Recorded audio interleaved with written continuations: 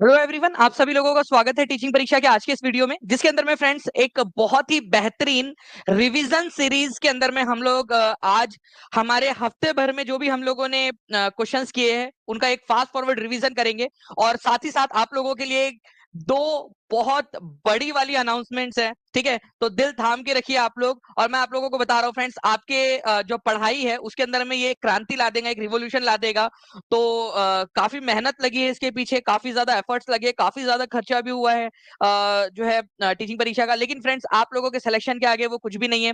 जो भी था हम लोगों ने पूरा जो है लगा दिया है इस जो है इनिशिएटिव के पीछे में। तो चलिए जल्दी जल्दी से शुरू करते हैं। और मैं आप लोगों को आज बता दूं कि 30 क्वेश्चन होंगे। 30 में से 30 क्वेश्चन पूरे आप लोगों ने अटेम्प्ट करने हैं और मुझे बताना है कि आपका स्कोर कितना आया। ठीक है, रेडी है सभी लोग? जल्दी से बता दीजिए। सभी लोग रेडी है? हाथ ऊपर करके बता देंगे सभी लोग जल्दी जल्दी से। ठीक है सर, आप दिख नहीं रहे। अ, यार, ज्यादा अंधेरा हो गया क्या? ठीक है, अंधेरे में मैं दिख नहीं रहा। चलिए कोई बात नहीं।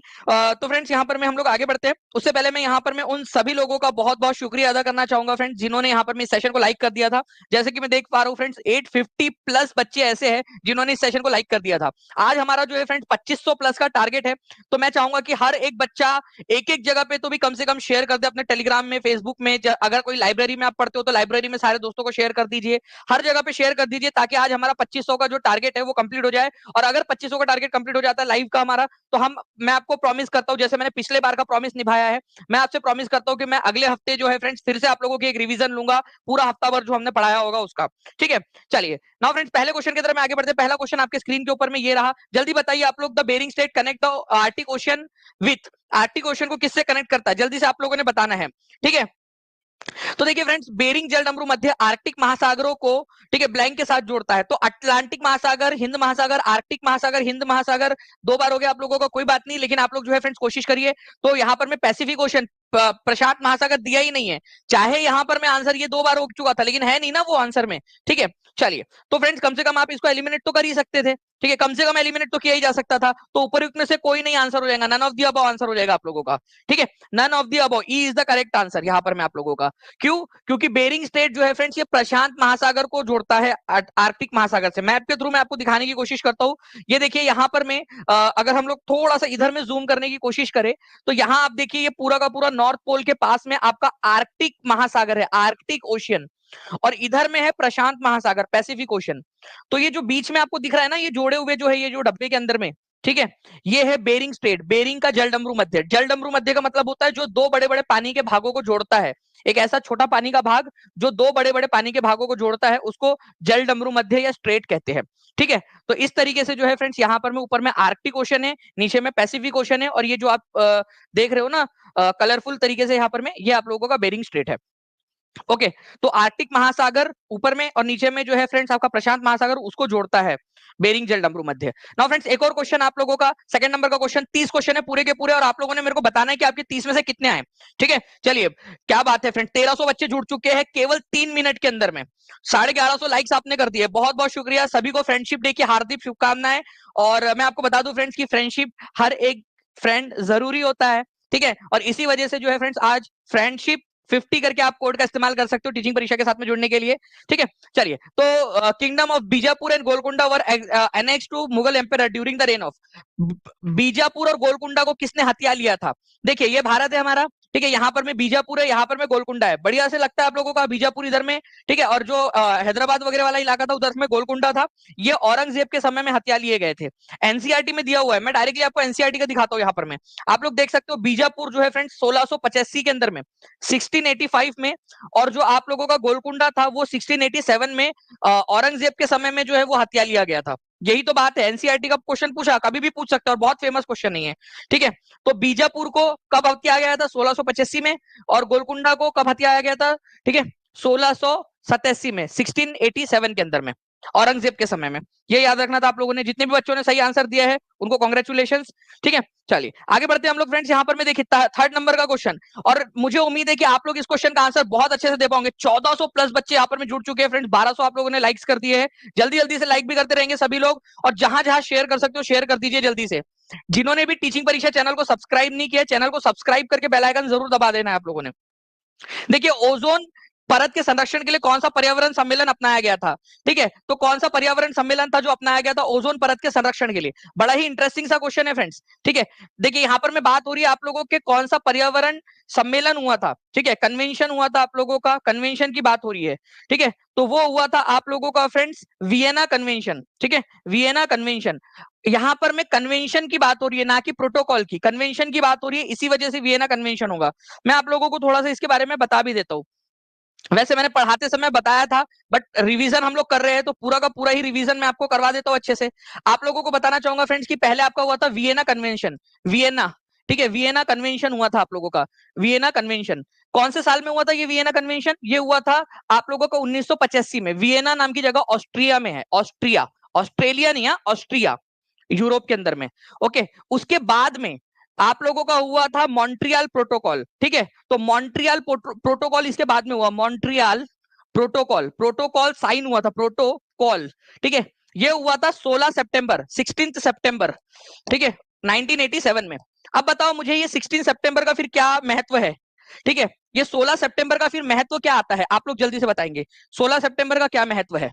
जल्दी बताइए आप लोग, सभी लोग। 16 सितंबर का क्या महत्व है? कौन सा दिन मनाया जाता है उस दिन फिर आप लोगों का 16 सितंबर को? ठीक है, वैसे ये फ्रेंड्स साइन हुआ था 87 के अंदर में, 1987 में ये मॉन्ट्रियल प्रोटोकॉल। लेकिन ये लागू कब हुआ था आप लोगों का? उसके 2 साल बाद। ठीक है, लागू हुआ था 1989 के अंदर में लागू हुआ था मॉन्ट्रियल प्रोटोकॉल। ओजोन की परत को बचाने के लिए हुए थे ये सारे के सारे, ओजोन, ओजोन के लिए। तो वर्ल्ड ओजोन डे मनाया जाता है। बहुत बढ़िया फ्रेंड्स, आप लोग आंसर कर रहे हो। ठीक है, 1650 बच्चे 6.5 मिनट के अंदर में जुड़ चुके हैं। 1300 प्लस लाइक्स आपने कर दिए। नेक्स्ट क्वेश्चन की तरफ में आगे बढ़ते हैं फ्रेंड्स। आप लोगों का, मैं आप लोगों को उससे पहले बता दूं कि आप लोग फ्रेंडशिप डे सेल जो है फ्रेंड्स, इसका लाभ उठा सकते हो। 50% ऑफ फ्लैट आपका। ठीक है, फ्रेंडशिप, इस कूपन कोड का आप इस्तेमाल कर सकते हो। और मैं आपको बता दूं फ्रेंड्स, आज इतनी बड़ी वाली घोषणा कर रहा हूं मैं आप लोगों के लिए, रिवॉल्यूशन आ जाएगा। इस क्लास के तुरंत बाद में मैं आप लोगों के लिए अनाउंस करूंगा वो। ठीक है, तो जितने भी लोग हैं जो चाहते हैं, ठीक है, कि आपकी सफलता जो है फ्रेंड्स वो सुनिश्चित हो जाए, आज आपका सिलेक्शन जो है वो सुनिश्चित हो जाए, उस चीज को जरूर देखना आप लोग, जो अभी मैं आपके लिए अनाउंसमेंट करने वाला हूँ। ठीक है, बहुत मेहनत लगी है, बहुत ज्यादा एफर्ट्स लगे उसके लिए। ठीक है, उस टेक्नोलॉजी के लिए और वो सारी चीजें लाने के लिए आपके लिए। ओके, तो वो आप लोग एक्साइटेड, जितने भी लोग हैं एक्साइटेड, अगर आप लोग उस चीज के लिए, तो जल्दी से मुझे बता देंगे ताकि हमें भी हिम्मत मिले, पूरी टीम को हिम्मत मिलेगी, जो आप लोगों के लिए इतना बढ़िया तरीके से किया है हमने, वो आप लोगों को अवेलेबल करवा के दे सके हम लोग जल्दी से जल्दी। तो बिगेस्ट रिवॉल्यूशन जो है फ्रेंड्स, अभी आप लोगों को अभी थोड़ी देर में मैं अनाउंस करूंगा आपका। ठीक है, नाउ फ्रेंड्स अब देखिए, निम्नलिखित में से दुनिया की सबसे पुरानी और सबसे गहरी झील कौन सी है? जल्दी बताइए इसका। ठीक है, कॉन्टिनेंट, पार्ट नंबर 5। ठीक है, कॉन्टिनेंट का पार्ट नंबर 5 जो मैंने पढ़ाया था, उसके अंदर में एक क्वेश्चन मैंने करवाया था आपको। ठीक है, तो बताइए सबसे पुरानी और सबसे गहरी झील कौन सी है? ओके, तो देखिए दुनिया की सबसे पुरानी और सबसे गहरी झील जो है फ्रेंड्स, वो है लेक बैकाल। अब क्वेश्चन ये उठता है, ठीक है, कि भाई ये लेक बैकाल कौन से देश में है? क्योंकि ये भी मैं क्वेश्चन बता रहा हूं आप लोगों से, ये कि क्वेश्चन बन सकता है। सबसे गहरी झील, मैंने आप लोगों को एक शेर भी सुनाया था उस समय में, ना शजर के कद ना मैं शाखों की लंबाई से डरता हूँ। शजर मतलब होता है पेड़, ना मैं शजर के कद ना मैं शाखों की लंबाई से डरता हूँ, ना मैं पर्वत की ऊंचाई से डरता हूँ। ठीक है, समंदर लांघना तो चुटकियों का काम है, पर तेरी झील सी आंखों की गहराई से डरता हूं। तो आप उसको जाकर बोलना कि तेरी आंखें बैकाल झील की तरह है, बैकाल झील की तरह गहरी। ठीक है, तो सबसे गहरी झील बैकाल झील। ठीक है, कहां पर में है? ये रशिया में है, पूरी तरह से रशिया में। ओके, ये भी याद रखेंगे। मीठे पानी की वॉल्यूम के हिसाब से सबसे बड़ी झील, मीठे पानी की आयतन के हिसाब से सबसे बड़ी मीठे पानी की झील। ओके, चलिए नेक्स्ट क्वेश्चन की तरफ में आगे बढ़ते हैं। काफी सारे एग्जाम्स में आ चुका है ऑलरेडी है। ठीक है, ये आप देख सकते हो, लेक बैकाल मीठे पानी की वॉल्यूम के हिसाब से, आयतन के हिसाब से सबसे बड़ी झील। ठीक है, 1750 बच्चे जुड़ चुके हैं फ्रेंड्स हमारे साथ में। आपको पता है कि 2500 का टारगेट है हमारा। सभी लोग, सभी के सभी लोग एक साथ लाइक एंड शेयर कर देंगे, मुझे पूरी उम्मीद है कि हमारा टारगेट कंप्लीट हो जाएगा। किस कारक के बढ़ने के कारण ओजोन क्षरण होता है? ओजोन की लेयर के खत्म होने का कारण क्या है? जल्दी बताइए यहाँ पर। मैं, बंदा डरता है सर, दानिश सर के भोकाल से। क्या बात है, संदीप गिरी जी ने भी एक लाइन वहां पर मैं ऐड कर दी है। ठीक है, शायर संदीप गिरी। देखिए, तो क्लोरोफ्लोरोकार्बन जो है फ्रेंड, सीएफसी जो है, इसका मेन एक कारण है ओजोन क्षरण का। ओजोन के क्षरण के कई सारे कारण हम लोगों ने देखे हुए हैं। ओजोन का फॉर्मूला क्या है? ओ कितना होगा यहाँ पर में? जल्दी बताइए आप लोग। पहली बात तो ये है कि ओजोन में, ओजोन की जो परत का क्षय हो रहा है उसके अंदर में ये ओ क्या होता है? O3 होता है, ये याद रखना है आप लोगों ने। ठीक है, O3, O3 को तोड़ना मतलब कि O2 बन जाता है, और एक जो है वो आवारा पागल दीवाना ओ अलग हो जाता है। ठीक है, फिर उसको कौन फंसा लेता है अपने जाल में, अपने प्रेम जाल में? क्लोरीन फंसा लेता है। तो क्लोरीन मोनोऑक्साइड बन जाता है वो। Chlorine monoxide. और ये क्या करता है, क्लोरीन मोनोऑक्साइड जो है आप लोगों का, ठीक है, इसने क्या किया, O3 था, O3 को तीन बहनें थी, दो बहनें एक साथ रही, एक बहन को वो भगा ले गया क्लोरीन। ओके, तो क्लोरोफ्लोरोकार्बन जो है फ्रेंड्स, ये एक मेन कॉज है डिप्लीशन का। इसके अलावा भी मैंने आप लोगों को कई सारे कारण बताए थे, ठीक है, आप लोगों को बताया हुआ है मैंने कि आप लोगों का हेलोन्स करके एक चीज होती है आप लोगों की, जो इसका कारण हो सकती है, ठीक है। इसके अलावा हम लोगों ने देखा हुआ है फ्रेंड्स कि हाइड्रोक्लोरोफ्लोरोकार्बन, आप लोगों का हाइड्रोक्लोरोफ्लोरोकार्बन HCFC, ठीक है, ये आप लोगों का कारण हो सकता है। तो ये सारे के सारे क्या है आप लोगों के, ठीक है, मिथिल ब्रोमाइन आप लोगों का एक कारण हो सकता है। चलिए इस क्वेश्चन का आंसर करिए आप सभी लोग। सुपीरियर झील किस महाद्वीप में स्थित है? सुपीरियर झील, लेक सुपीरियर कौन से वाले महाद्वीप में स्थित है? जल्दी जल्दी से बताते जाएंगे आप सभी लोग। लेक सुपीरियर कौन से महाद्वीप में स्थित है? बहुत ही बढ़िया friends, Europe, south America, Asia, Antarctica, आप लोगों के आंसर्स आने चाहिए। ठीक है, 1900 बच्चे हमारे साथ में जुड़ चुके हैं केवल 10 मिनट के अंदर में, और 1500 प्लस लाइक्स आप लोगों ने कर दिए हैं। ठीक है, तो आंसर यहां पर में हो जाएगा फ्रेंड्स, लेक सुपीरियर है नॉर्थ अमेरिका में। नॉर्थ कौन से दो देशों के बीच में बॉर्डर बनाता है? जल्दी से ये भी कमेंट करिए, कौन से दो देशों के बीच में बॉर्डर बनाता है, आप लोगों का आंसर आना चाहिए। ठीक है, तो आंसर हो जाएगा यहाँ पर में नन ऑफ दी अबो, क्योंकि north America is the correct answer. ठीक है, नॉर्थ अमेरिका आंसर होगा। तो जितने भी बच्चे कमेंट में आंसर करते जाएंगे सभी के सभी लोग, ठीक है,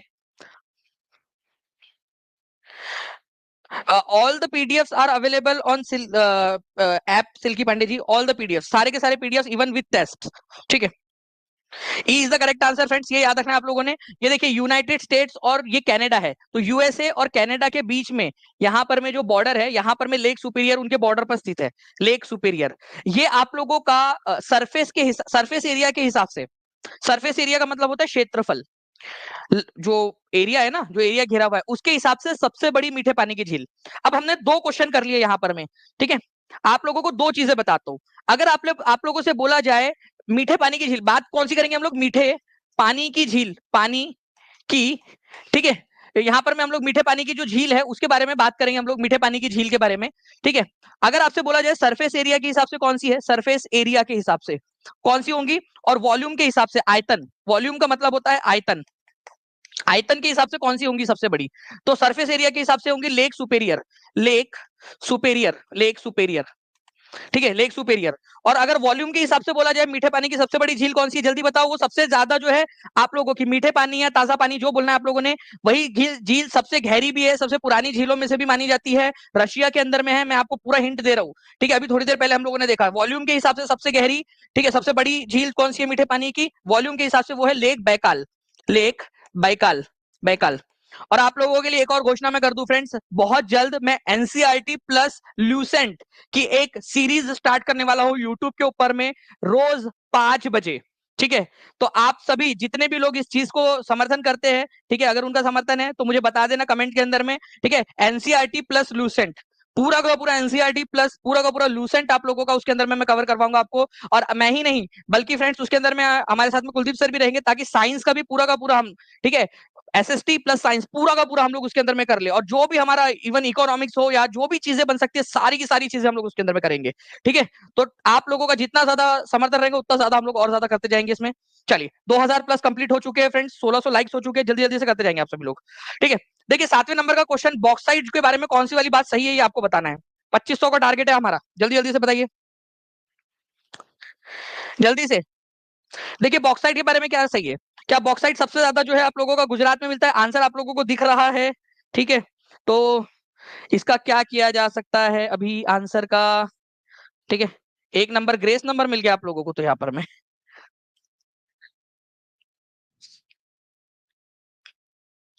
चलिए, तो बॉक्साइट के संदर्भ में कौन सा वाला सही है आप लोगों का? ठीक है, तो ये गुजरात के अंदर में नहीं है फ्रेंड्स, आप लोग बताएंगे कि कहां पर में है फिर। ठीक है, अगर गुजरात में नहीं है तो कहां पर में है ये आप लोगों को बताना है। ठीक है, तो ये तो गलत है, गुजरात में नहीं है। ऑस्ट्रेलिया जो है वो फ्रेंड सबसे बड़ा प्रोड्यूसर है दुनिया में बॉक्साइट का, ये बिल्कुल सही है आपका। ठीक है, ये आयरन का नहीं है, किसका प्रोड्यूसर है, किस क्या मिलता है हमको बॉक्साइट से, ये आप लोग बता देंगे मुझे। ठीक है, और रेडियो एक्टिव कैरेक्टरिस्टिक्स मतलब जैसे यूरेनियम से रेडिएशन फैलता है, वैसा है कि इसमें नहीं, एल्यूमिनियम से कोई रेडिएशन वगैरह थोड़ी फैलता है आपका।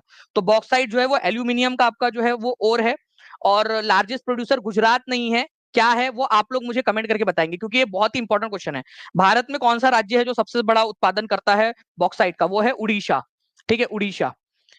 एग्जाम के अंदर में पूछा जाता है आप लोगों से। ठीक है, 21 तो 36 बच्चे जुड़ चुके हैं, 2500 का टारगेट है, जल्दी जल्दी से लाइक एंड शेयर करते रहेंगे सभी लोग। नेक्स्ट क्वेश्चन की तरफ में आगे बढ़ते हैं फ्रेंड्स हमारे। ठीक है, आप लोगों का देखिए, आपको बताना है Hauz Khas of Delhi was build by Alauddin Khilji, Qutbuddin Aibak build the mosque called Adhai Din का झोपड़ा। हौज खास अलाउद्दीन खिलजी ने बनाया था। हौज खास, एक हौज मतलब होता है आप लोगों का फ्रेंड्स पानी की झील। ठीक है, तो हौज ए खास उसका नाम था, वो अलाउद्दीन खिलजी ने उसका निर्माण करवाया था दिल्ली और दिल्ली के आसपास में। ठीक है, कुतुबुद्दीन ऐबक जो है उसने अढ़ाई दिन का झोपड़ा बनाया था, एक मस्जिद बनाई थी। तो फ्रेंड्स यहाँ पर मैं आप लोगों से बोला है कौन सा वाला इनकरेक्ट है, please point to be noted my Lord. यहाँ पर मैं इनकरेक्ट आप लोगों से पूछा है। ठीक है, तो हौज खास अलाउद्दीन खिलजी ने बनाया था, ये बिल्कुल सही बात है। ठीक है, दिल्ली के अंदर में हौज खास, और एक था हौज सुल्तानी। हौज, ठीक है, हौज ए सुल्तानी, सुल्तानी, हौज सुल्तानी बनाया था इल्तुतमिश ने, इल्तुतमिश ने, इल्तुतमिश ने। ठीक है, इल्तुतमिश ने बनाया था। ओके, इल्तुतमिश। तो हौज सुल्तानी इल्तुतमिश ने, हौज खास अलाउद्दीन खिलजी ने। कुतुबुद्दीन ऐबक ने बनाया था अढ़ाई दिन का झोपड़ा, एक मस्जिद है, कहां पर में ये मस्जिद? अजमेर में, ये भी याद रखेंगे आप लोग, अजमेर में। ठीक है, तो ये भी बिल्कुल सही है, बट आपसे इनकरेक्ट वाला पूछा है, तो नाइदर वन नॉर टू, दोनों के दोनों सही है, तो कोई भी गलत नहीं है इसमें से। ठीक है, तो आंसर इसका जो है फ्रेंड्स हो जाएगा ऑप्शन नंबर डी।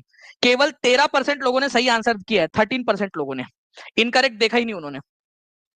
कितने लोगों ने नहीं देखा इनकरेक्ट? ठीक है, मोए मोए हो गया। तो अगले बार से ध्यान रखना है, और यही आपकी प्रैक्टिस हो रही है, यही यहाँ पर मैं आप लोगों का जो है तैयारी हो रही है कि आप लोगों ने इन सारी चीजों का ध्यान रखना है। ठीक है, तो जो बच्चा पूरा अच्छे से देखेगा, ठीक है, वो उसका माइंड डेवलप होता जाएगा, उसका मस्तिष्क डेवलप होता जाएगा इन सारी चीजों के लिए। ठीक है, इन सारी चीजों को नहीं देखना, इनकरेक्ट देखना सही है या क्या है वो देखने में।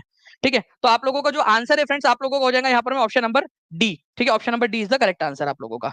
ओके, चलिए चलिए फ्रेंड, नेक्स्ट क्वेश्चन के तरफ में आगे बढ़ते हैं हम लोग। यहाँ पर में आप लोगों का शिवाजी महाराज को किस वर्ष छत्रपति का ताज पहनाया गया था? ये क्वेश्चन देखिए, अब आप लोगों में से किसी को लगेगा कि सर ये कितना टफ क्वेश्चन, भाई बिल्कुल टफ नहीं है, पढ़ाया हुआ है, और मैं आपको बता दूं आप लोगों के एग्जाम के अंदर में पूछा गया प्रश्न में से ही है ये। ठीक है, आपके एग्जाम के अंदर में जो पूछा गया प्रश्न था उसी में से एक है। तो शिवाजी महाराज को जो है फ्रेंड्स ये महाराष्ट्र का जो रायगढ़ किला है, रायगढ़ किला कहां पर में? रायगढ़, रायगढ़ का जो किला है, रायगढ़ किला, वहां पर में इनको राज्याभिषेक किया गया था, छत्रपति की उपाधि इनको मिली थी। ठीक है, और कब मिली थी? तो 1674 के अंदर में आप लोगों को इनको मिली थी, 1674, 1674 में। अब 1674 देख लो कहां पर में दिया है आपका, कौन से ऑप्शन में दिया है? तो 1674 कहीं पे दिया ही नहीं है आपका। ठीक है, रायगढ़ किले में राज्याभिषेक किया गया था इनका 6 जून 1674 को। ठीक है, तो none of the above answer हो जाएगा यहाँ पर में, 1675 नहीं है, 1674 है।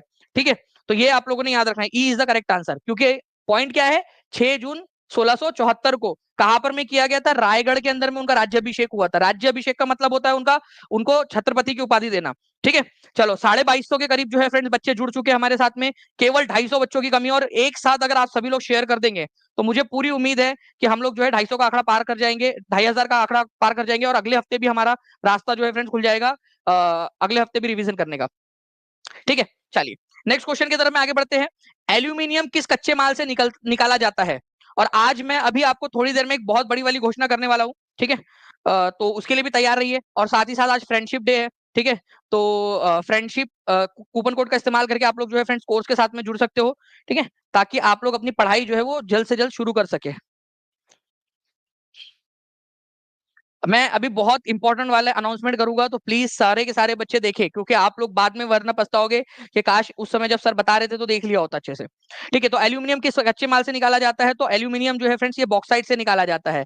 अब मैं आप लोगों से पूछना चाहूंगा, ठीक है, मुझे बताइए कि गैलेना, गैलेना किस चीज का जो है यहाँ पर में, गैलेना से क्या मिलता है? हर एक बच्चा अगर है दम, ठीक है, तो करके बताओ। मैं आपकी रिवीजन इसीलिए करा रहा हूं ताकि ये सारी याद हो जाए। Revision is the key to success, जितना ज्यादा रिवाइज करोगे उतना ज्यादा फायदा होगा। बॉक्साइट तो आंसर हो गया। गैलेना से क्या निकलता है आप लोगों का? ठीक है, सीसा निकलता है, सीसा, सीसा। ठीक है, जिसको आप लोग इंग्लिश में लीड कहते हो। ठीक है, लीड। ठीक है, क्यूप्राइट से क्या निकलता है? क्यूप्राइट से निकलता है कॉपर, कॉपर जिसको हिंदी में तांबा कहा जाता है, तांबा। ठीक है, तांबा, ये निकलता है, इसका ओ है ये। और बाकी बॉक्साइट जो है उससे निकलता है आप लोगों का एल्यूमिनियम। तो ये ऐसे जब आप लोग प्रैक्टिस करोगे, ज्यादा से ज्यादा जो है आप लोग करते जाओगे क्वेश्चंस को जो मैं करवा रहा हूँ, तब आप लोग जो है ऑटोमेटिकली सारी चीजें आप लोगों को याद हो जाएगी। Thank you very much friends 1800 plus likes के लिए आप लोगों के। ठीक है, नेक्स्ट क्वेश्चन की तरफ में आगे बढ़ते हैं। आप लोगों के 10 में से कितने लोगों के 10 में से 10 सही हुए हैं, 10 में से 9 या 10 में से 8 बता दीजिए। 30 क्वेश्चन है टोटल। ठीक है, भारत में पहला मेडिकल कॉलेज कहाँ खोला गया था? भारत का पहला मेडिकल कॉलेज, ठीक है, भारत का ही नहीं बल्कि मैं आपको बता दूं फ्रेंड्स पूरे एशिया का फर्स्ट मेडिकल कॉलेज था वो। ठीक है, ये लॉर्ड विलियम बेंटिक के समय खोला गया था।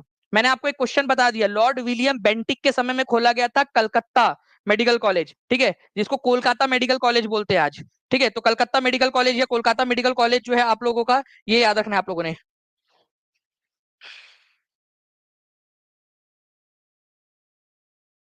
ओके, तो आंसर हो जाएगा आप लोगों का फ्रेंड्स ऑप्शन नंबर डी। ठीक है,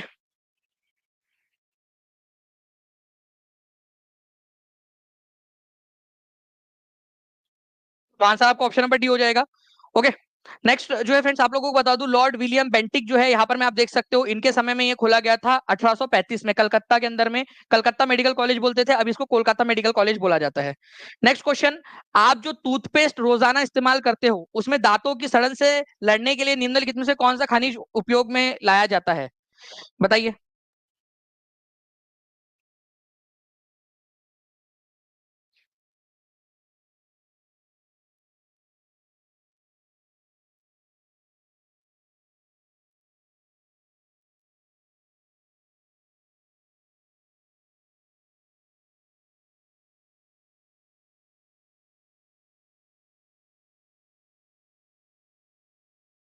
वेरी गुड, तो देखिए फ्रेंड्स यहाँ पर मैं आप लोगों का आंसर हो जाएगा फ्लोराइड। ठीक है, तो मैं आपको पूरा का पूरा दिखा देता हूँ इस पर, क्योंकि क्वेश्चन बनता है आप लोगों का। तो दांतों में जो कैविटी हो जाती है, कैविटी से बचाने के लिए, ठीक है, कैविटीज या जो गल जाते हैं दांत या उसमें गुहाएं बन जाती है, छोटे छोटे से छेद बन जाते हैं, उनको उनको रोकने के लिए फ्लोराइड का इस्तेमाल किया जाता है। अब एनसीईआरटी के अंदर में ये पूरा का पूरा दिया हुआ है आप लोगों का। दंत मंजन जो है दांत साफ करते हैं जिससे आप लोग अपघर्षक या एब्रेसिव के रूप में, जो ताकि दांतों की सफाई हो। ठीक है, सिलिका, चूना पत्थर, एल्यूमिनियम ऑक्साइड का इस्तेमाल करते हैं। इसके अलावा फ्लोराइड का इस्तेमाल क्यों किया जाता है? आपका फ्लोराइड का इस्तेमाल किया जाता है दांतों को गलने से रोकने के लिए, मतलब कि कैविटी से बचाने के लिए, कैविटी से फाइट करने के लिए फ्लोराइड का इस्तेमाल किया जाता है। अच्छा, अब आप लोगों से पूछा जा सकता है उसमें चमक लाने के लिए। ठीक है, कुछ दंत मंजन जो चमक प्रदान करते हैं उनका कारण अभ्रक है, माइका। ये याद रखना है, ये क्वेश्चन पूछा गया था कि स्पार्कल या चमक कौन प्रदान करता है? तो माइका प्रदान करता है। और ये मैं आपको बता दूं क्वेश्चन ऑटोमेटिक प्रोसेस है। जब आप लोग पूरा लेक्चर अच्छे से देखोगे, बार बार रिवाइज करोगे, तो ऑटोमेटिक याद हो जाएगा। फ्लोराइड जो है वो कैविटीज से लड़ता है। ठीक है, स्पार्कल या चमक प्रदान करता है माइका या अभ्रक आप लोगों का। ठीक है, और उसके साथ में एब्रेसिव या जो घसाई होती है दांत की, उसके लिए इस्तेमाल किया जाता है सिलिका, लाइमस्टोन और एल्यूमिनियम ऑक्साइड। ये आप लोगों ने याद रखना है। बार बार रिवाइज करने से ही याद होगा सारी की सारी चीजें। कौन सा निम्नलिखित में से कौन सा लौह का अयस्क है, मतलब कि उसमें से लोहा निकाला जाता है? ठीक है, जल्दी बताइए इनमें से किस में से ऐसा है जिसमें से लोहा निकलते हो आप लोग?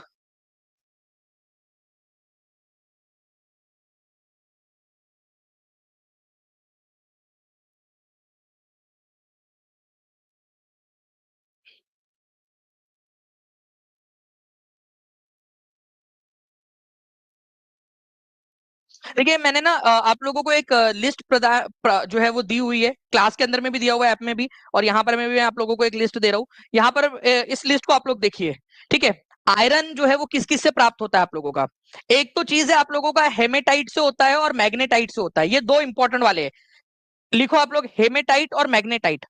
आयरन लोहा किससे प्राप्त होता है? मैग्नेटाइट और हेमेटाइट इनसे प्राप्त होता है। साथ ही साथ जो है फ्रेंड्स यहाँ पर में साइडेराइट करके भी एक होता है आप लोगों का, और जिससे लोहा निकलता है, अयस्क है जिससे लोहा निकाला जाता है। इसके अलावा एक है लिमोनाइट। ठीक है, लिमोनाइट है, इससे भी लोहा निकाला जाता है। तो मैग्नेटाइट और हेमेटाइट ये तो याद रखना ही रखना है आप लोगों ने, इसमें तो कोई वो है ही नहीं, दो राय। हेमेटाइट और मैग्नेटाइट, सीडेराइट, आयरन पायराइट और लिमोनाइट, इससे भी निकलता है। आयरन पायराइट तो चलो बहुत इजी है, क्योंकि आयरन पायराइट, कॉपर पायराइट अलग अलग होते हैं पायराइट आप लोगों के। लेकिन लिमोनाइट, सीडेराइट, मैग्नेटाइट, हेमेटाइट, ये आप लोगों ने याद रखना है जिससे लोहा प्राप्त होता है। अब इस क्वेश्चन का आंसर जो है आप लोग करोगे फ्रेंड्स। ठीक है, जल्दी बताइए इस पर्टिकुलर क्वेश्चन का आंसर क्या होगा? 1973 लाइक्स हो चुके हैं, 2443 बच्चे जुड़ चुके हैं। एक साथ सारे के सारे 2400 बच्चे अगर जो है फ्रेंड्स यहाँ पर मैं शेयर कर दे, एक एक जगह पे भी 2450 बच्चे जुड़ चुके हैं, एक साथ शेयर कर दे तो यहाँ पर मैं हम हमारा 2500 का जो टारगेट है उसको क्रॉस कर जाएंगे। ठीक है, जल्दी बताइए इसका आंसर क्या होगा आप लोगों का। सिडेराइट है, मैग्नेटाइट है, लिमोनाइट है, हिमेटाइट भी है आप लोगों का। तो more than one of the above, D is the correct answer. ठीक है, D is the correct answer. कितने लोगों ने आंसर किया था? केवल 23% लोगों ने, 23% लोगों ने सही आंसर किया था। अब अगले बार ध्यान रखना है आप लोगों ने, लिमोनाइट और सीडेराइट जो है ये भी आप लोगों का क्या है, लोहे का ही अयस्क है, लोहा निकाला जाता है उससे। चलिए नेक्स्ट क्वेश्चन की तरफ में आगे बढ़ते हैं हम लोग फ्रेंड्स। ये पूरी की पूरी लिस्ट आप लोगों को मिल जाएंगी जो आप लोगों का इमेज वाला सेक्शन है उसके अंदर में। और आज मैं आप लोगों को इमेज वाले सेक्शन और वीडियो वाले सेक्शन और प्लस आपकी सारी चीज में एक रिवोल्यूशनरी आप लोगों के लिए घोषणा करने वाला हूँ। तो सारे लोग जरूर देखेंगे इस जस्ट लेक्चर के बाद में आप लोगों का। ठीक है, खनिजों का कौन सा समूह अलौह धातुओं का प्रतिनिधित्व करता है? अलौह मतलब कि उसके अंदर में नॉन फेरस मेटल्स है, मेटल है नॉन फेरस, मतलब मेटल होने चाहिए लेकिन वो नॉन फेरस मेटल होने चाहिए, उसमें लोहा नहीं होना चाहिए। फेरस का मतलब होता है लोहा, आयरन, आयरन नहीं होना चाहिए उसके अंदर में। ठीक है, तो आयरन ओर में तो खुद ही आयरन है, इसको गोली मारो। ठीक है, पिग आयरन में आयरन है, हो गया, इसको गोली मार दो आप लोग। ठीक है, उसके बाद में जो है फ्रेंड्स आप लोगों का और क्या क्या है जिसके अंदर में आयरन आप लोगों को नहीं मिलेगा, आयरन। ठीक है, ये जो कार्बन स्टील आप देख रहे हो ना, स्टील जो है अपने आप में, ठीक है, स्टील जो है ये आयरन और कार्बन से बनता है, आयरन प्लस कार्बन से। ठीक है, कार्बन प्लस निकेल, इसके अंदर में क्रोमाइट वगैरह डाला जाता है आप लोगों का। ठीक है, तो ये भी आप लोगों का आंसर में नहीं हो सकता क्योंकि स्टील के अंदर में आयरन मौजूद होता है। ठीक है, स्टील में आयरन मौजूद होता है और स्टील अपने आप में एक तो पहली बात तो धातु नहीं है, वो आप लोगों का क्या है, ठीक है, एक प्रकार का जो धातुओं से मिलकर बना हुआ मिश्र धातु है वो। ओके, तो आपका आंसर हो जाएगा गोल्ड, कॉपर, सिल्वर। इनके अंदर में लोहा नहीं पाया जाता, सोने में लोहा नहीं पाया जाता, कॉपर और सिल्वर में भी लोहा नहीं पाया जाता। तो ये आप लोगों का आंसर हो जाएगा, answer is option number B. ठीक है, चलिए नेक्स्ट क्वेश्चन की तरफ में आगे बढ़ते हैं फ्रेंड्स। देखिए खनिज जो है वो दो प्रकार से बांटे जा सकते हैं, एक होते हैं धात्विक और एक होते हैं अधात्विक। धात्विक भी दो प्रकार के होते हैं, अगर उसमें लोहा है तो लौह धात्विक खनिज बोलेंगे, अगर अलौह है, लोहा नहीं है उसमें, तो अलौह धात्विक खनिज बोलेंगे। जो अभी क्वेश्चन में पूछा था ना उसमें बताता हूं मैं आपको। देखो अलौह धातु होना चाहिए और खनिज होना चाहिए, तो अलौह में गोल्ड है जिसमें लोहा नहीं है, लोहा नहीं है गोल्ड में, कॉपर के अंदर में लोहा नहीं है, जिंक के अंदर में लोहा नहीं है, लीड के अंदर में लोहा नहीं है। ठीक है, आप लोगों का सिल्वर के अंदर में लोहा नहीं है। तो इस प्रकार से ये सारे के सारे अलौह धात्विक खनिज है आप लोगों के, अलौह धात्विक खनिज। ठीक है, चलो 2500 प्लस यहाँ पर मैं बच्चे देख रहे हैं फ्रेंड्स, कॉन्ग्रेचुलेशन आप सभी लोगों को भी। ठीक है, नेक्स्ट क्वेश्चन की तरफ में आगे बढ़ते हैं। 15वां, कोडरमा किस खनिज के लिए प्रसिद्ध है? एनसीईआरटी बेस्ड क्वेश्चन काफी सारे एग्जाम्स में आ चुका है। बहुत बहुत शुक्रिया आप सभी लोगों का दिल से, और मैं आप लोगों को प्रॉमिस करता हूं फ्रेंड्स कि अगले हफ्ते भी आप लोगों की टेस्ट होंगी। ठीक है, अगले हफ्ते भी आप लोगों की पूरी टेस्ट होंगी, जैसे आपने पिछले बार टारगेट कंप्लीट करने के लिए मैंने आपसे दिया था और आप लोगों ने किया था कंप्लीट। ठीक है, और मैं आप लोगों से अब प्रॉमिस करता हूं कि आप लोगों का नेक्स्ट जो वीक है उस दिन भी आप लोगों की टेस्ट होंगी। तो मैं अब ये प्रॉमिस, अखंड प्रॉमिस आप लोगों के लिए। ठीक है, तो कोडरमा किस खनिज के लिए प्रसिद्ध है आप लोगों का? ठीक है, आयरन ओर के लिए, माइका के लिए, जिप्सम के लिए, बॉक्साइट के लिए। तो कोडरमा जो है फ्रेंड्स आप लोगों को कहां पर में मिलेगा? पहली बात तो आपको मिलेगा फ्रेंड्स, ठीक है, झारखंड के अंदर में, आप लोगों का छोटा नागपुर का जो इलाका है वहां पर में कोडरमा, गया, हजारीबाग बेल्ट बोलते हैं उसको, कोडरमा झारखंड के अंदर में है। ठीक है, और ये आप लोगों का किस चीज के लिए प्रसिद्ध है? आपके माइका के लिए, जिसको अभ्रक भी बोलते हो आप लोग। ठीक है, अभ्रक बोला जाता है इसको। तो बिहार झारखंड की कोडरमा, गया, हजारीबाग जो पेटी है, ठीक है, वो अग्रणी उत्पादक है माइका की, अभ्रक की। ठीक है, अभ्रक। तो आंसर इसका क्या हो जाएगा आपका? ठीक है, अभ्रक हो जाएगा, माइका, कोडरमा। और ये क्वेश्चन बहुत सारे एग्जाम्स में आ चुका है क्योंकि एनसीईआरटी में दिया हुआ है। ये आप जो देख रहे हो ना, ये एनसीईआरटी का स्क्रीनशॉट है आप लोगों के लिए, एनसीईआरटी का स्क्रीनशॉट लगाया है यहाँ पर आपका। ठीक है, चलिए, तो बहुत बढ़िया फ्रेंड्स, नेक्स्ट क्वेश्चन की तरफ में आगे बढ़ते हैं। रिंग ऑफ फायर प्रशांत महासागर के चारों ओर जो है किसका वलय है, मतलब किसकी रिंग है ये? ठीक है, रिंग ऑफ फायर, बताइए किसका, किसकी रिंग है ये? रिंग ऑफ फायर तो हमने बोल दिया प्रशांत महासागर में, तो एक क्वेश्चन तो अपने आप बन गया कि रिंग ऑफ फायर कहाँ पाई जाती है। तो रिंग ऑफ फायर जो है प्रशांत महासागर में पाई जाती है, लेकिन आपको बताना है कि किस चीज से बनी हुई है रिंग ऑफ फायर बेसिकली आपकी। तो ये ज्वालामुखियों से बनी है, वोल्केनोज है ये, पूरे के पूरे वो वोल्केनो है आप लोगों के। ठीक है, ये पूरे के पूरे क्या है, वोल्केनो है आप लोगों के, वोल्केनो, ये पूरे के पूरे वोल्केनो है, वोल्केनो, रिंग ऑफ फायर इसको बोलते हैं, घोड़े की नाल के आकार का है ये। ठीक है, वोल्केनो ज्वालामुखियों से बना हुआ है ये। 2600 से ज्यादा लोग हमारे साथ जुड़ चुके हैं फ्रेंड्स, बहुत बहुत शुक्रिया आपका। ये रिंग ऑफ फायर, वोल्केनोज, बहुत सारे वोल्केनो, बहुत सारे ज्वालामुखी यहाँ पर में आप लोगों को मिलेंगे। ठीक है, चलिए नेक्स्ट क्वेश्चन की तरफ में आगे बढ़ते हैं हम लोग। यहाँ पर हमारे 17वें नंबर का क्वेश्चन, निम्न में से कौन सी नदी भूमध्य रेखा, कर्क रेखा और मकर रेखा को 2 बार पार नहीं करती है? ठीक है, ठीक है। निम्नलिखित में से which of the following river does not cross equator, Tropic of Cancer and Tropic of Capricorn twice?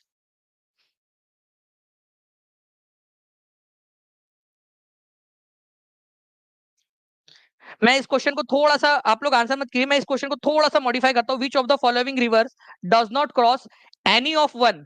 ठीक है, एनी ऑफ दी वन। ठीक है, एनी ऑफ दी वन। ठीक है, निम्नलिखित में से किसी एक को, निम्नलिखित में से कौन सी नदी भूमध्य रेखा, कर्क रेखा या मकर रेखा में से किसी एक को, किसी एक को, ये यहां पर में आप लोग ऐड कर दीजिए, ये यहां पर में किसी एक को, मतलब एटलीस्ट किसी एक को तो भी यहां पर में 2 बार काटती नहीं है। ठीक है, तो माही रिवर के बारे में अगर मैं आप लोगों से बात करूं, ठीक है, माही रिवर के बारे में, तो माही रिवर जो है ये ट्रॉपिक ऑफ कैंसर, कर्क रेखा को 2 बार काटती है, कर्क रेखा को, कर्क रेखा जो है उसको 2 बार काटती है। ठीक है, अगर मैं बात करूं लिम्पोपो नदी की, तो ये मकर रेखा को 2 बार काटती है, मकर रेखा को। ठीक है, कैप्रिकॉन मकर रेखा को 2 बार काटती है। वही जायरे नदी की बात करूं, जिसको कॉन्गो नदी भी बोला जाता है, कॉन्गो, कॉन्गो रिवर भी बोलते हैं, ये आप लोगों का इक्वेटर को 2 बार काटती है। ठीक है, इक्वेटर को। अरे, ठीक है, इक्वेटर जो है आप लोगों का, इसको क्या करती है फ्रेंड्स, 2 बार काटती है ये इक्वेटर को। ठीक है, इक्वेटर को 2 बार काटती है। तो आप लोगों का ये 2 बार काटने वाला जो है वो हो गया इक्वेटर को, जो है आप लोगों की जायरे कॉन्गो नदी काटती है, लिम्पोपो नदी जो है मकर रेखा को 2 बार काटती है, माही नदी जो है कर्क रेखा को 2 बार काटती है। मैप के थ्रू देख लेते हैं हम लोग। ठीक है, तो यहाँ पर मैं आप लोग देखिए, ये है जायरे रिवर या कॉन्गो रिवर आप लोगों की, जायरे या कॉन्गो रिवर आप लोगों की, ये हो गया आप लोगों का। उसके बाद में जो है फ्रेंड्स, ये देखिए ट्रॉपिक ऑफ कैप्रिकॉर्न है आप लोगों का, मकर रेखा, जिसको लिम्पोपो नदी 2 बार काट रही है। और हमारे भारत के अंदर में है माही नदी। ठीक है, यहां से जाती है कर्क रेखा। ठीक है, थोड़ा सा ऊपर में और करना पड़ेगा हमको। ठीक है, यहाँ से, तो ये नदी क्या होती है, मध्य प्रदेश से इस तरीके से निकलती है, ऊपर की तरफ में जाती है, फिर बाद में बोलती है अरे यार मैं तो गलत जगह पे आ गई यहाँ पर। ठीक है, इस तरीके से जाती है। तो माही नदी जो है आपकी, माही रिवर, ये 2 बार काट देती है। ओके, तो इस तरीके से आपका आंसर हो जाएगा। क्या बात है फ्रेंड्स, 2700 से ज्यादा लोग यहाँ पर मैं देख रहे हैं, 2200 से ज्यादा लाइक्स आपने कर दिए हैं। क्या बात है, बहुत बहुत शुक्रिया फ्रेंड्स, 2700 प्लस लाइक्स लाइव के लिए आप लोगों के बहुत बहुत शुक्रिया आपका। ठीक है, और अभी मैं आपको बता दूं, सारे के सारे बच्चे, जो भी 2700 बच्चे पूरे के पूरे, इसके बाद में जो मैं आप लोगों के लिए इंपॉर्टेंट अनाउंसमेंट करने वाला हूं, उसको जरूर देखेंगे आप सभी लोग। ठीक है, चलिए नाउ फ्रेंड नेक्स्ट क्वेश्चन की तरफ में आगे बढ़ते हैं हम लोग हमारे। ओके, देखिए दो आप लोगों का यहाँ यहाँ पर मैं आप लोगों को दिया गया है। ठीक है, इंडियाज लॉन्गेस्ट सी ब्रिज, अटल अटल सेतु। ठीक है, और मुंबई ट्रांस हार्बर लिंक जो है, वो प्रधानमंत्री नरेंद्र मोदी के द्वारा इसका उद्घाटन किया गया। अटल सेतु या जो MTHL है, इसकी जो लंबाई है वो 21.8 किलोमीटर की है, जो सेवरी, ठीक है, जो मुंबई में है, और चिरले जो नवी मुंबई में है, उनको जोड़ता है। आप बताइए इसका आंसर क्या होगा। अटल सेतु के बारे में यहाँ पर मैं बोला गया है, अटल सेतु के बारे में बात हो रही है।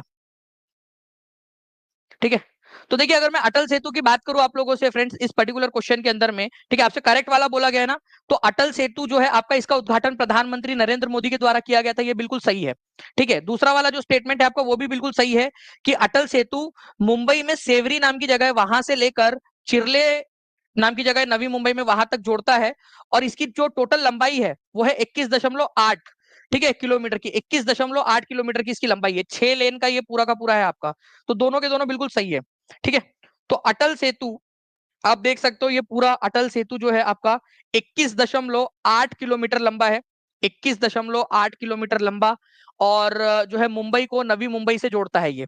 ठीक है, इसको मुंबई ट्रांस हार्बर लिंक भी कहा जाता है, Mumbai trans harbour link, MTHL। ठीक है, इसको बोलते हैं Mumbai trans harbour link, MTHL। Okay, और प्रधानमंत्री नरेंद्र मोदी के द्वारा जनवरी में इसका उद्घाटन किया गया था। ओके, इंपॉर्टेंट पॉइंट है आपका। नाउ फ्रेंड नेक्स्ट क्वेश्चन की तरफ में आगे बढ़ते हैं हम लोग। आपको बताना है कि भारत में पंचायती राज व्यवस्था को किस संशोधन अधिनियम द्वारा संवैधानिक दर्जा दिया गया था, और यह किस सरकार के कार्यकाल के दौरान हुआ था।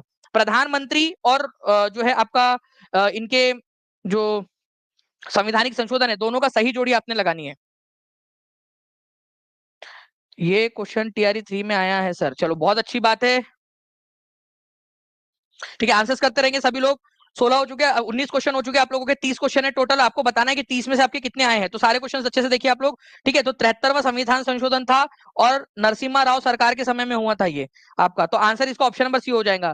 ठीक है, तो पंचायती राज 73rd कॉन्स्टिट्यूशनल अमेंडमेंट एक्ट, और उस समय में प्रधानमंत्री थे नरसिम्हा राव। ठीक है जी, बिल्कुल पूजा चौधरी जी बोल रहे हैं यहाँ पर में कि ये क्वेश्चन आया था, तो बहुत अच्छी बात है, आपके साथी आपको मोटिवेशन दे रहे हैं, तो मोटिवेट रहिए आप लोग और अच्छे से पढ़िए। C is the correct answer, P V Narasimha Rao के समय में हुआ था। ठीक है, अच्छा उस समय में भारत के राष्ट्रपति कौन थे, प्रेसिडेंट? देखते हैं आप कितने लोग आंसर कर पाते हैं, ये हर बच्चा कमेंट में आंसर करेगा। उस समय में भारत के राष्ट्रपति कौन थे, मैं बार बार आपको बता रहा हूं, ये क्वेश्चन आ सकता है। 73rd और 74th कॉन्स्टिट्यूशनल अमेंडमेंट के समय में भारत के राष्ट्रपति कौन थे?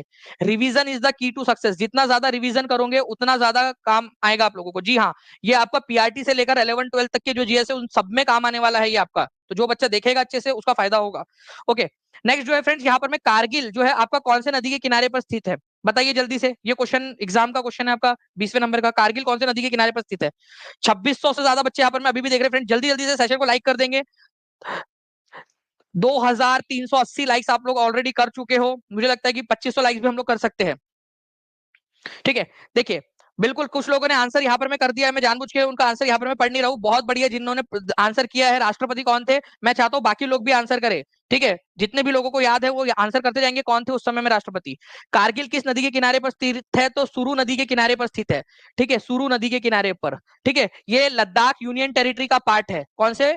लद्दाख, लद्दाख यूनियन टेरिटरी का पार्ट है।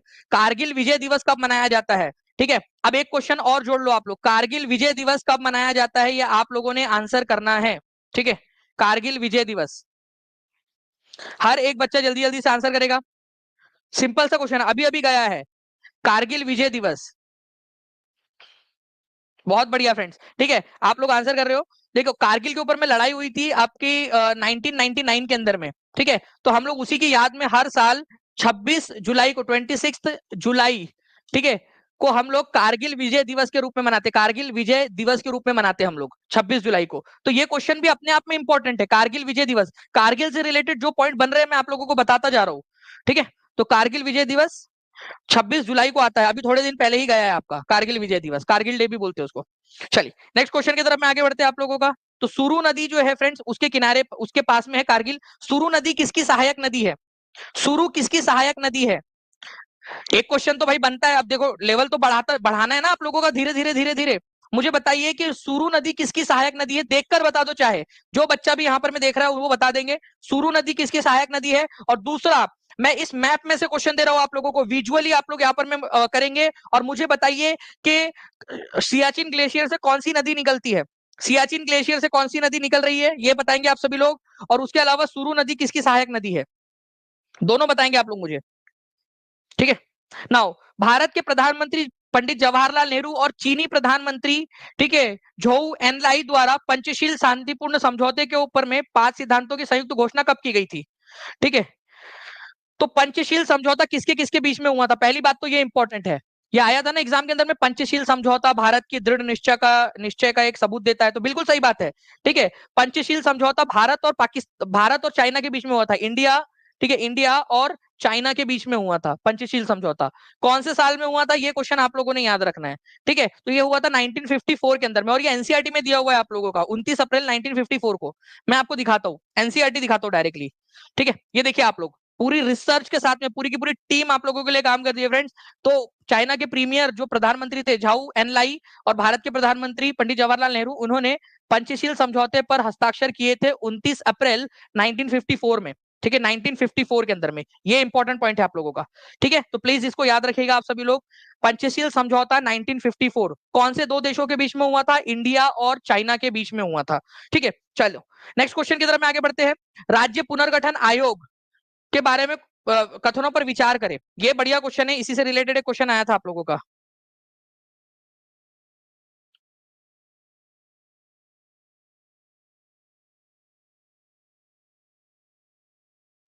बताइए जल्दी से इस क्वेश्चन का आंसर क्या होगा। 2475 लाइक्स, आपने 2480 हो चुके हैं अभी यहाँ पर में लाइक्स आप लोगों के। ठीक है, तो आप लोगों ने कंटिन्यूअसली फ्रेंड्स आप लोग अपना इनपुट दे रहे हो।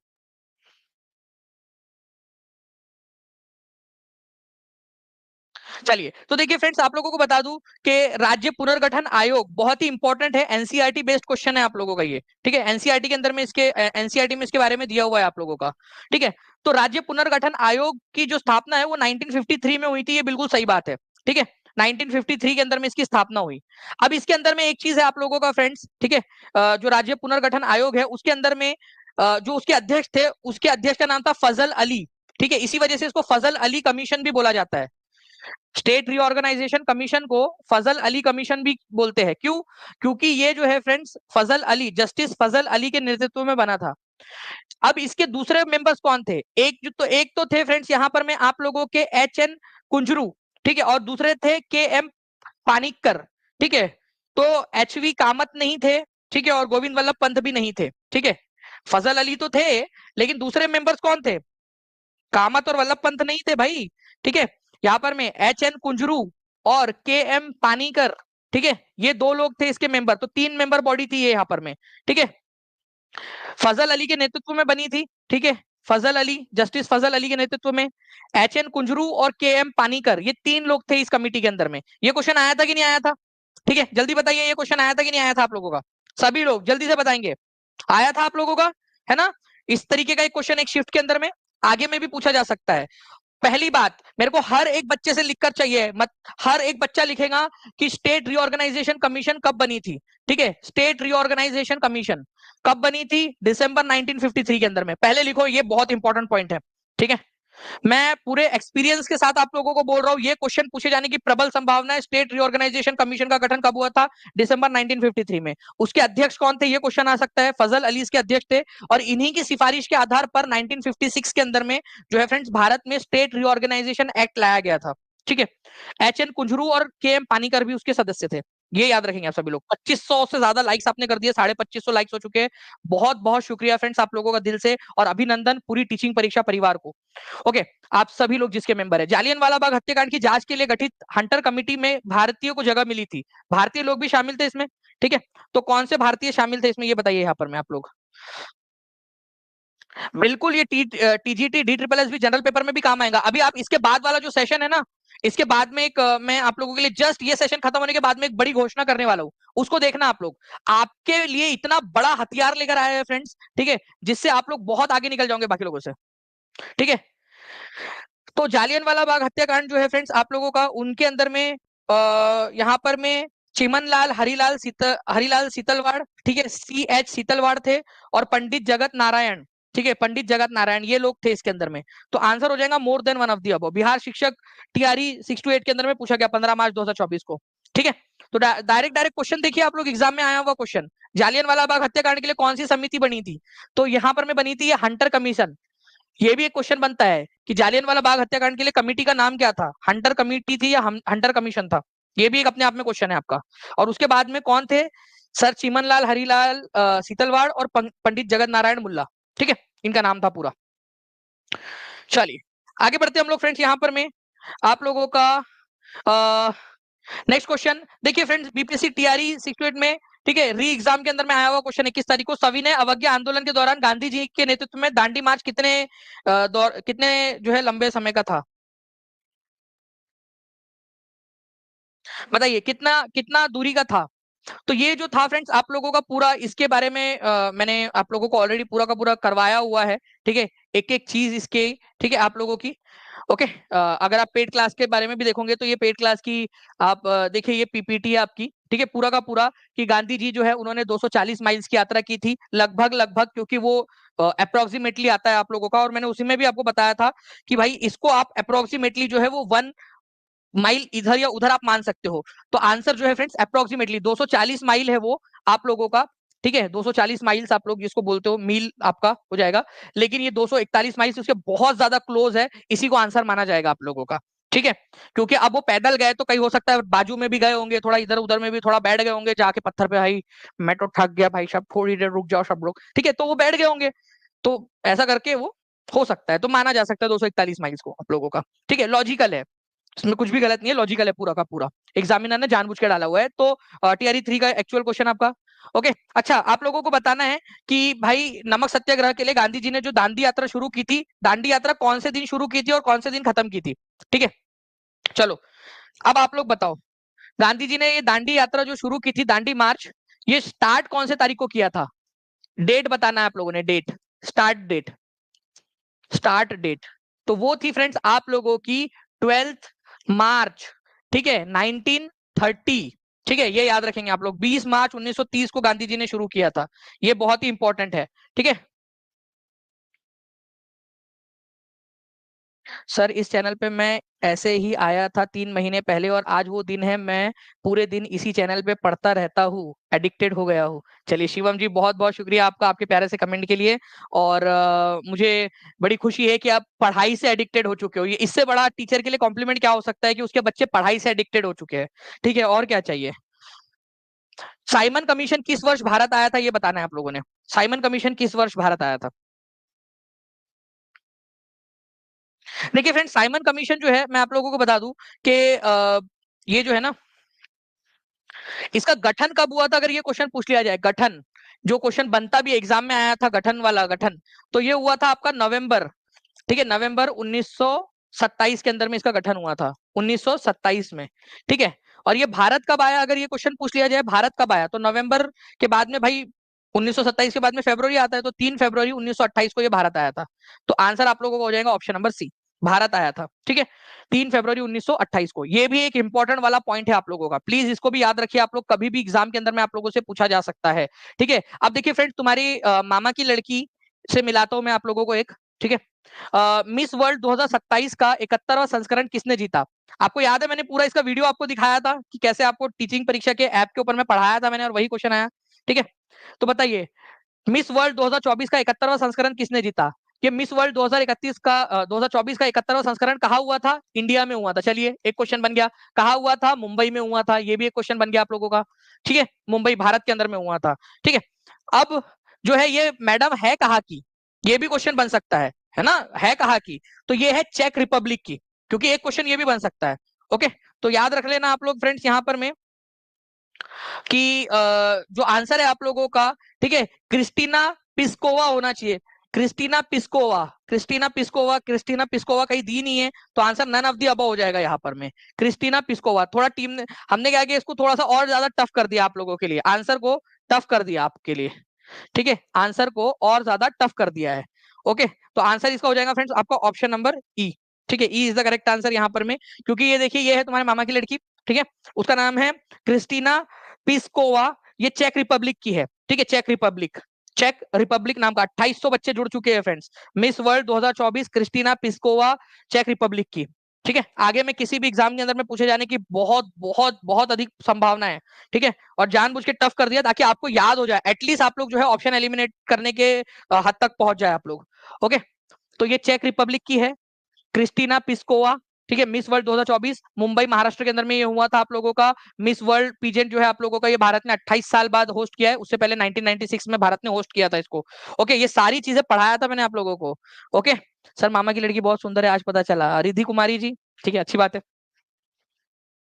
चलिए फ्रेंड, नेक्स्ट क्वेश्चन की तरफ आगे बढ़ते हैं। मेरी मामा की लड़की नहीं है वो रिद्धि, तुम्हारे मामा की लड़की है बोला है मैंने वो। ठीक है, लंदन में इंडिया हाउस के संस्थापक कौन थे?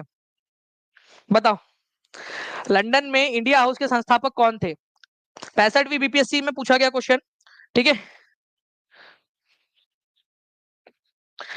तो यहाँ पर मैं जो है फ्रेंड्स, इंडिया हाउस की स्थापना 1905 के अंदर में हुई थी। मदन लाल ढींगरा यहीं पे रहा करते थे, जिन्होंने करजन वाइली की हत्या की थी 1909 में। ठीक है, तो श्याम जी कृष्ण वर्मा जो थे, इन्होंने इसकी इसकी स्थापना की थी, तो आंसर इसका ए हो जाएगा।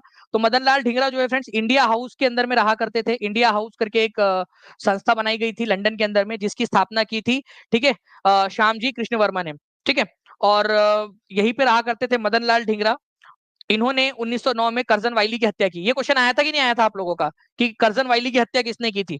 तो करजन वाइली की हत्या की थी, ठीक है, मदन लाल ढींगरा ने। ठीक है, चलिए, नाउ फ्रेंड्स 28वें नंबर का क्वेश्चन, और मैं आपको बता दूं, सारे के सारे बच्चों ने एक बहुत ही इंपॉर्टेंट वाली अनाउंसमेंट है, वो आपने देख रहा है। जो बच्चे बाद में देखेंगे, वो प्लीज टीचिंग परीक्षा के यूट्यूब चैनल पर जाकर वो अनाउंसमेंट जरूर देखिए, क्योंकि बहुत इंपॉर्टेंट वाली है। मैं टीम से रिक्वेस्ट करूंगा कि जल्दी से तैयार हो जाइए। 1877 में निम्नलिखित में से किस वायसराय ने महारानी विक्टोरिया को भारत की महारानी के रूप में स्वीकार करने के लिए एक दिल्ली दरबार का आयोजन किया था?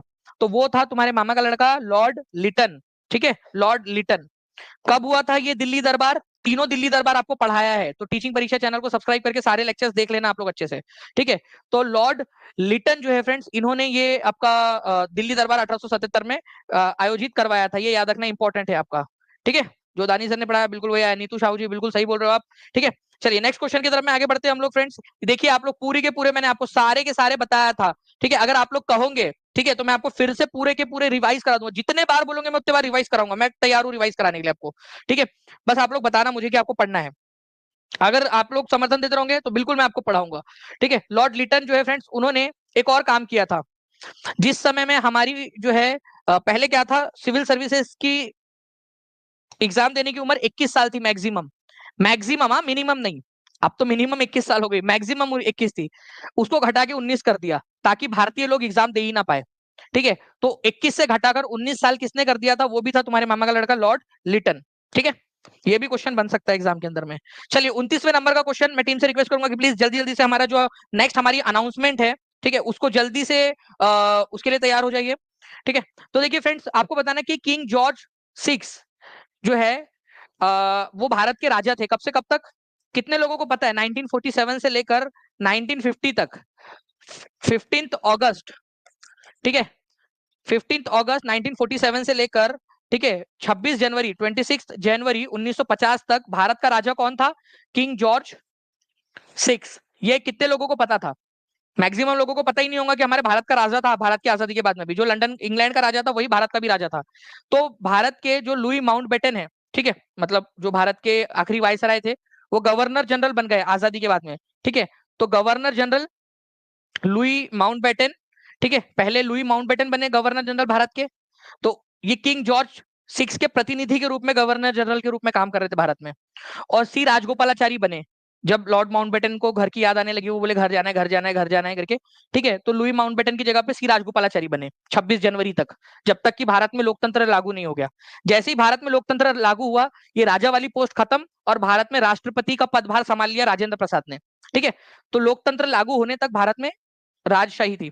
तो लुई माउंटबेटन और सी राजगोपालाचारी, ये दो लोग थे जिन्होंने गवर्नर जनरल के रूप में काम किया है, ठीक है।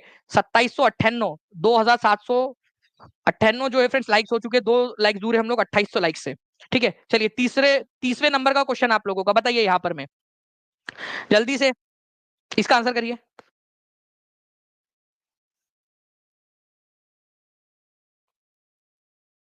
देखिए friends, Ibn Battuta was a traveller from France, ठीक है। इब्न बतूता फ्रांस से आया था, क्या ये बात सही है? ठीक है, आप लोगों को इनकरेक्ट वाला बताना है, ये ध्यान रखना है आपने, हाँ। इब्न बतूता जो है फ्रेंड्स मोहम्मद बिन तुगलक के समय में भारत आया था। तो इब्न बतूता पहन के जूता तुगड़ुक तुगड़ुक भारत आया, ठीक है, मोहम्मद बिन तुगलक के शासनकाल के अंदर में, ये बिल्कुल सही बात है। लेकिन वो फ्रांस से नहीं आया था, वो कहां से आया था ये आप मुझे बताएंगे, ठीक है। अब क्वेश्चन में क्या पूछा है? क्वेश्चन में पूछा है आप लोगों से इनकरेक्ट वाला, ठीक है। तो इनकरेक्ट वाला पूछा है ना आप लोगों से, तो आंसर जो है फ्रेंड्स ऑप्शन नंबर बी होगा, ठीक है। ओनली वन इज इनकरेक्ट, क्योंकि दूसरा वाला सही है आपका, दूसरा वाला जो है वो सही है। इसी वजह से आंसर आप लोगों का हो जाएगा ऑप्शन नंबर, ठीक है, B, only one is incorrect. Morocco से आया था वो, मोरक्को, मोरक्को, ठीक है, मोरक्को से आया था। तो ये भी याद रखना है, इंपॉर्टेंट पॉइंट है, एग्जाम के अंदर में आप लोगों से पूछा जा सकता है।